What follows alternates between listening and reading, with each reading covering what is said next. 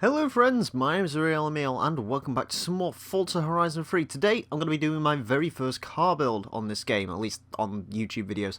Anyways, the car I decided I'm going to be building today is the new R31 Skyline, which has just come to the game courtesy of the Rockstar car pack.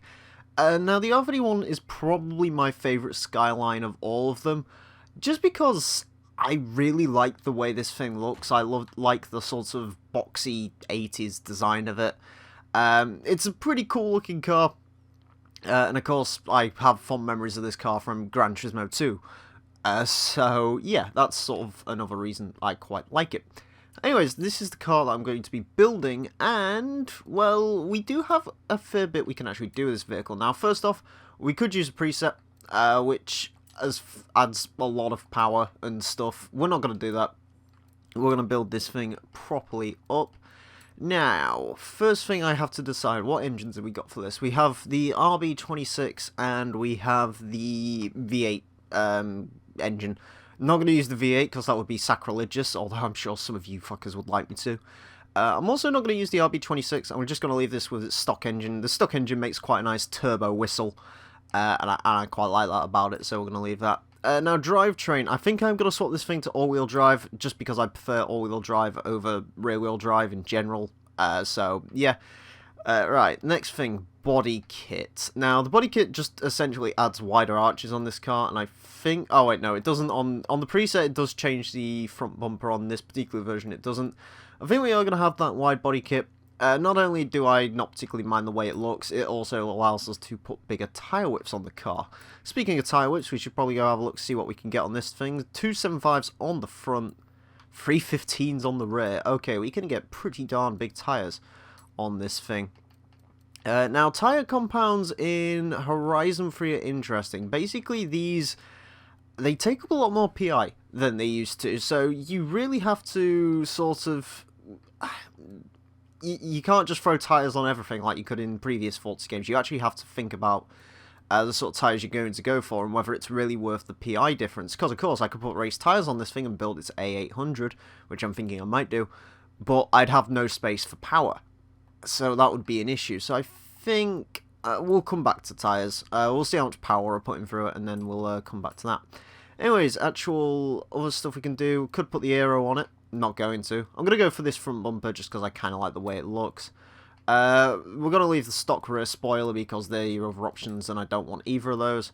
And what does that do? Oh, that adds the wind deflectors. Sure, we'll have that. You can add mud flaps to this thing if you don't have the wide body kit, but yeah, I think I'd prefer to have the wide body and have the tyre whips instead of mud flaps, as much as mud flaps are cool. Anyways, I'm actually thinking I might throw some BBSs on this car. I don't usually faff around with wheels on cars, but I really want to build this thing up to be sort of my perfect Skyline, essentially. So, yeah, what sort of wheels do we want to go with? I kind of like those. Imagine they do look a bit cheap and tinsy. We got any other cool looking ones? Kind of want some old Japanesey style. They look quite nice. Of course, everyone has different preferences when it comes to the wheels, so what I might like, you guys might hate. Okay, I like those. What else have we got on this car? I kind of like the old black. I don't want to go for a full blacked out car. I'm not keeping this car black anyways. We'll probably change the colour of it in a minute. Usually I go for these.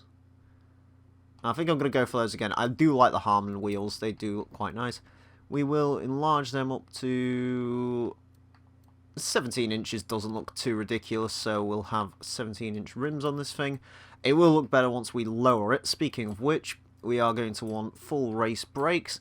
We are going to want the full race suspension. Yeah, there we go. It looks much better now. Weight reduction. How much does this thing weigh? 3,151 pounds. That isn't too bad for the class car we're going to build this up to, so we'll leave that. I'm going to put the gearbox in there just because Skylines usually have terrible gear ratios. Now to think about these tyres. I think I'm going to go for power. we'll put some power through it and then see what we can do, because I do want to enlarge the turbo on this thing, because turbo. I do want to upgrade the exhaust, and I do want to put better cams in this thing. So after we've done all of that, what do the tyres come out? Okay, we're going for street tyres then. To keep this thing under control, and I will stick in the roll bars, because why not? Rigidity could be something is it really worth it?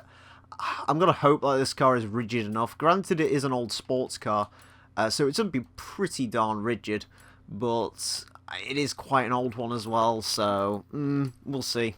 Anyways, let's install that to fully max out A800. And our final build is 378 horsepower, 297 foot-pound of torque, 3,089 pounds of weight, all-wheel drive. We will tune the gear ratios, so don't pay too much attention to those statistics. But yeah, I think that's a pretty swagging looking build, if you ask me. And now I kind of don't want to change this car's colour. Now that I kind of like those rims on it, and in the black it does look nice. I don't usually like black cars, but this thing is really kind of nice. Ooh, the grey is looking good though. I was going to go white on this thing, but honestly, after those wheels, I think I might go for like a grey. Like that, maybe. I do really like the way that looks. Yeah, we're going to go for that. Alright, cool. Let's save that. And then we're pretty much done. We're going to do some tuning, and then that'll be it for the Skyline. So hopefully you guys like the way this thing looks. I know it probably won't be to everyone's taste. I know some people will be like, oh, you should have thrown the RB26 in and build a drift car and put a Falcon livery on it and whatever. But this is my build. If you don't like it, go build your own car. Anyways, I'll bring those gear ratios in just a little bit. I'm going to fully lower the ride height, and we don't have any options for aero. That could be an issue. I'm going to slightly move that power inboard as well. Final times in 0 to 60 in 4.3 seconds, 0 to 100 in 10.5 seconds, top speed of 184 miles per hour. Seems pretty cool to me. Yeah, I really like the way this thing looks, actually. Although in the light it doesn't look quite as good, still kind of good. I'm just going to pull that first gear in a little bit because it doesn't quite get the launch I want it to get. So we do want to move that in. Skylines usually have pretty not great ratios in Forza games, so we'll just move all these inboard a little bit. Pull 6th gear in. What does that do? Basically 4.25 seconds to 60. How do we do on launch now then? Yeah, that's much better. Okay, anyways, I do have a list of events I want to do for this car. I have a free race championship already set up and everything's ready to go. So we'll just fast travel over there and see how our R31 Skyline will get on with the races. Hopefully, it should be pretty good. Anyways, let's do it. There we go. Select the R31. So, bit of a caveat in this championship. What I've decided to do is to prove that my Skyline is best Skyline. I've thrown all the other Skylines into this event. So this is basically a Skyline-only race to A-Class, of course. So what do we got? R33, a couple of R32s. That one looks really nice in that livery. I assume that's like a JGTC livery. What have we got on the starting grid? So, ooh, okay, so we've got 2 R34s at the back. One more R31, an R33, a couple of the old ones, a couple more R33s, R32, and an R31 up front. Alright, let's see how well we do here. Nothing's got a livery on it, unfortunately. That Ken Mary looks like it's having fun, bouncing around on its suspension, and I've just seen the size of his tyres. I'm sure he's going to have fun. Anyways, there's a reason I've decided to go for this track, and it's mainly because this is sort of my testing ground for most of the cars when I drive them in this game, so obviously I kind of wanted my test track to be the place where I test out my Skyline, and so far, so good. We do have a little bit of understeer, but honestly I do prefer my cars to understeer a bit more than oversteer.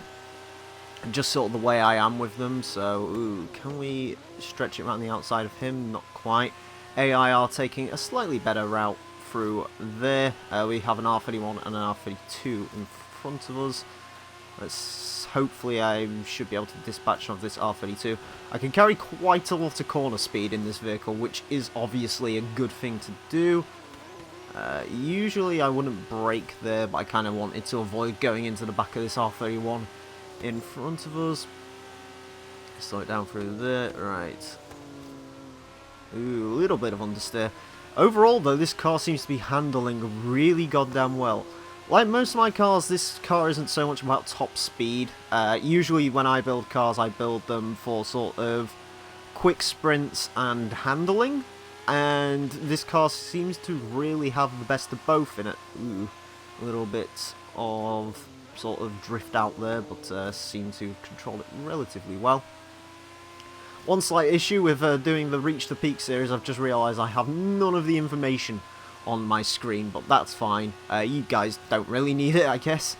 You can see the speedo on the map, I guess that's enough.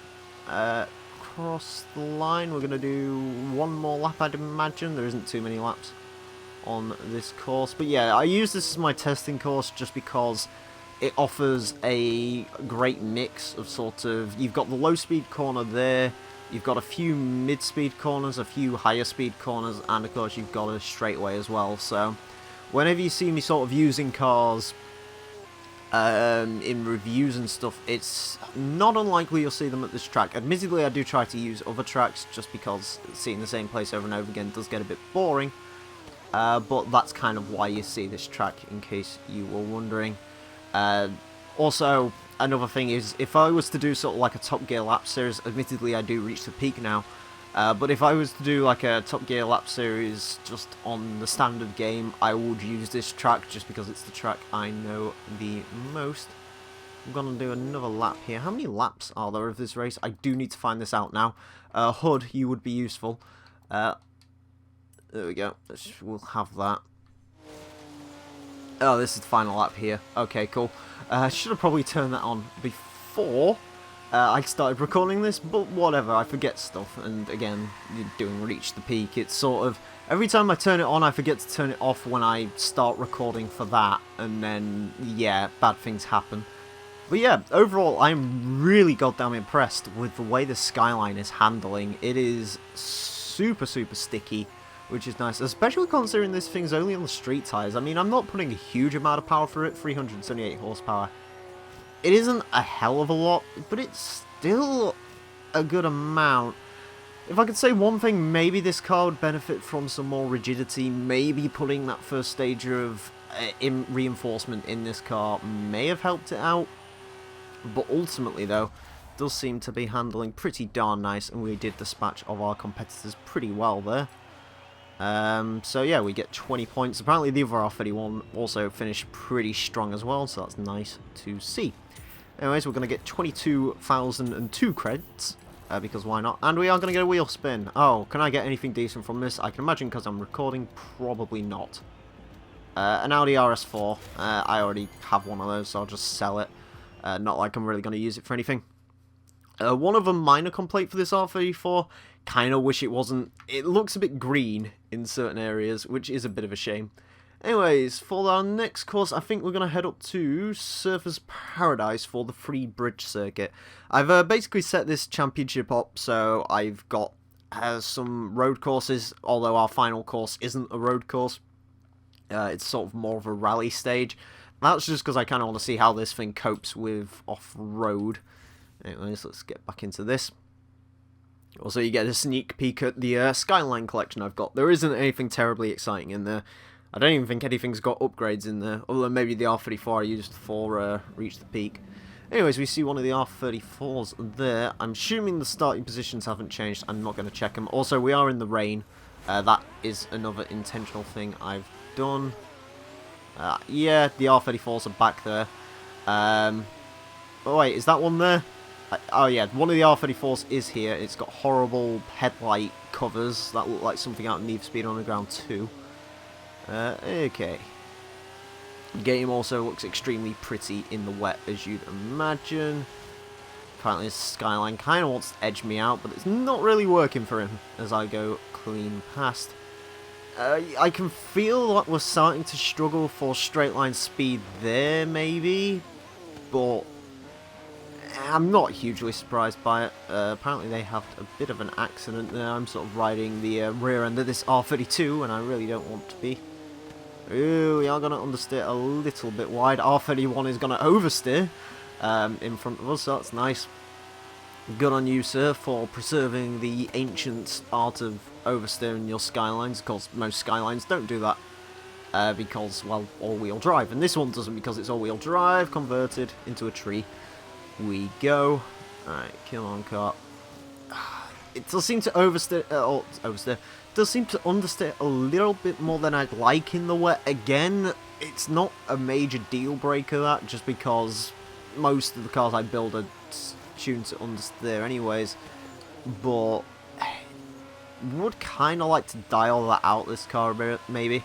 I'm not always on tuning, so I'm not quite sure how exactly I'd go about dialing it out, as we are going to get a run on the R32. And we are past him. Yeah, I can sense that the 184 miles per hour top speed that the game claimed, well, I don't think we'll hit that anyway, because now that I've sorted the gears out, I'm assuming 6th gear will take us to about 165 maybe, which isn't an awful lot, but there you go. There we go, change gear nicely, nicely. Alright, so we haven't managed to get into the lead on this track. I haven't really played around with this track too much. I do sort of recognise bits of it. Surface Paradise has some... it's sort of obviously more street circuits, which aren't usually my thing. But to be, admittedly, the good thing with Surface Paradise is it is quite nice and open.